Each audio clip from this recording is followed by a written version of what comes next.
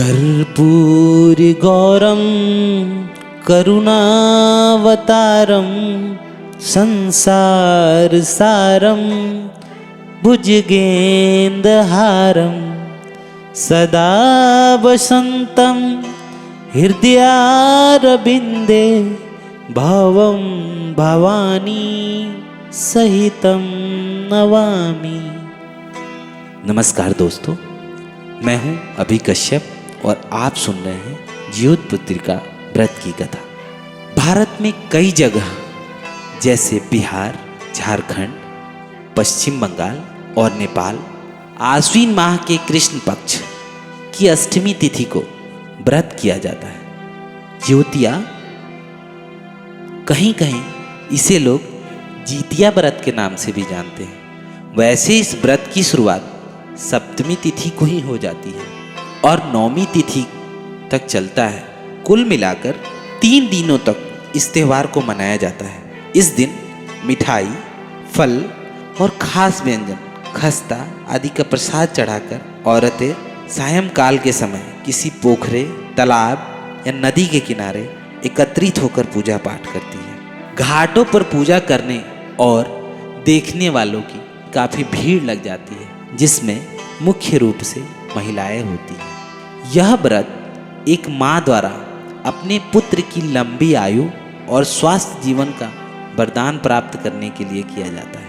मुख्य रूप से यह व्रत सुहागिन माताएं करती हैं। ऐसी महिलाएं जिन्हें संतान नहीं है, वो भी संतान प्राप्ति की इच्छा के लिए जीवितपुत्रिका का व्रत करती है।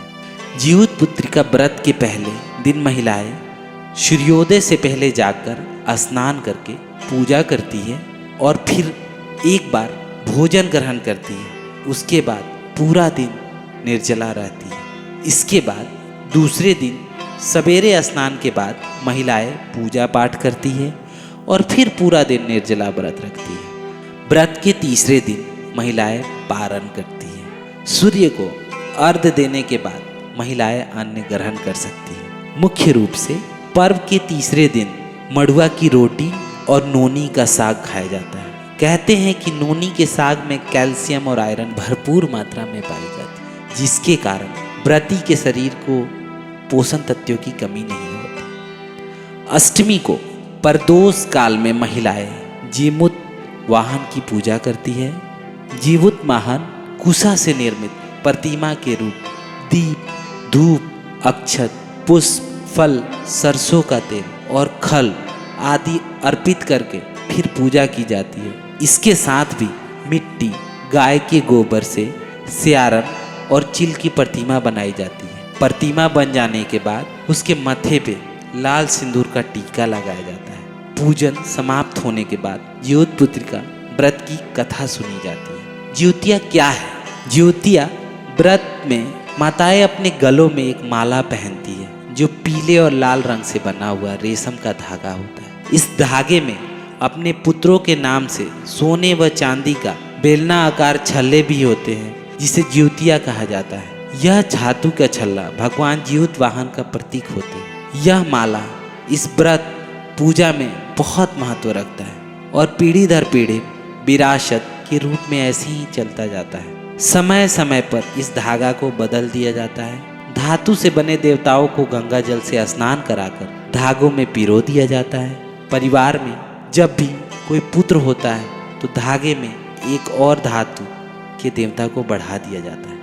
इस व्रत को करने का महत्व, कहते हैं कि जब ईश्वर को सच्चे मन से पूजते हैं तो अवश्य ही आपकी इच्छाएं पूरी होती हैं। जीवितपुत्रिका व्रत के लिए सभी लोगों के धार्मिक मान्यता यह उपवास रखने के लिए भगवान जीवित वाहन की पूजा करने के लिए अपने बच्चों के लिए स्वस्थ, कहते हैं कि जब ईश्वर को सच्चे मन से पूजते हैं तो अवश्य हमारी इच्छाएं पूर्ति होती है। जीवितपुत्रिका व्रत के लिए लोगों की धार्मिक मान्यता है।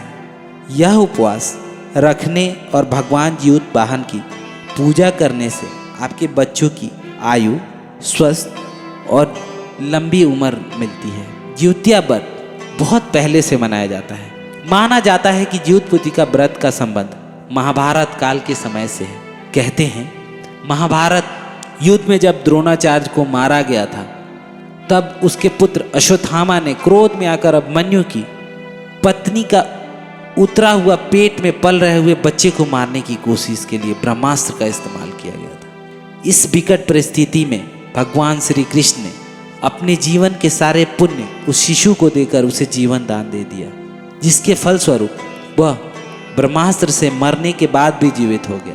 कहते हैं कि भगवान श्री कृष्ण ने जिस समय उत्तरा के बच्चों को बचाया था, उसी समय व्रत की रखने वाली महिलाएं अपने बच्चों की रक्षा के लिए भगवान श्री कृष्ण से कहती हैं और बहुत ही श्रद्धा भाव से इस व्रत को करती है। पौराणिक कथा के अनुसार एक समय गंधर्वों के राजा, जिनका नाम ज्योतिवाहन था, ज्योतिवाहन को बड़ी कम आयु में ही सत्ता मिल गई थी।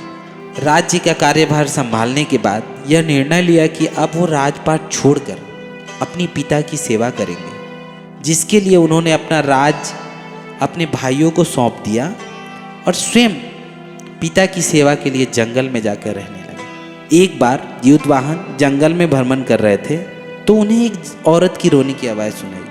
वो बूढ़ी औरत रो रही थी। ज्योतिवाहन ने उसके रोने का कारण पूछा तो वो नागवंश से है और एक समझौते के मुताबिक प्रतिदिन एक नागवंशी बच्चे को पक्षीराज गरुड़ को भोजन के लिए देना होता है और आज उसके बच्चे की बारी है। यह सब बात बताकर औरत रोने लगी और कहने लगी, मेरा इकलौता बेटा है, उसके मरने के बाद मेरे जीने का कोई सहारा नहीं बचेगा। यह सुनकर राजा ज्योतिवाहन द्रवित हो गए और उन्होंने उस औरत से वादा किया कि उनके बच्चों को वो बचाएंगे, और वो स्वयं लाल कपड़े को ओढ़ के उसी स्थान पे बैठ गए जहाँ पे गरुड़ आकर बच्चे को ले जाता था। और फिर वहाँ गरुड़ आए और अपने पंजे में दबाकर बच्चे को ले गए और उन पर नाखून मारा तो ज्योतिवाहन की कोई प्रतिक्रिया नहीं दी। ऐसा पहली बार हो रहा था, शिकार उन्हें कोई प्रतिक्रिया नहीं दे रहा था। इसलिए पक्षीराज गरुड़ ने जब वो कपड़ा हटाकर देखा तो ज्योतिवाहन ने उनका परिचय पूछा। उन्होंने सारी कहानी बताई। ज्योतिवाहन के बलिदान से प्रसन्न होकर पक्षीराज गरुड़ ने वादा किया कि वो किसी भी नागवंशी बच्चों की बलिदान नहीं लेंगे, और तब से भगवान ज्योतिवाहन की पूजा की जाने लगी। उनके आशीर्वाद से सभी माताएं अपने अपने बच्चों की समस्याएं समाप्त हो गई। उनके आशीर्वाद से और ज्योतिपुत्री का व्रत रखने से माताओं के अपने बच्चों की सारी समस्याएं समाप्त हो जाती हैं।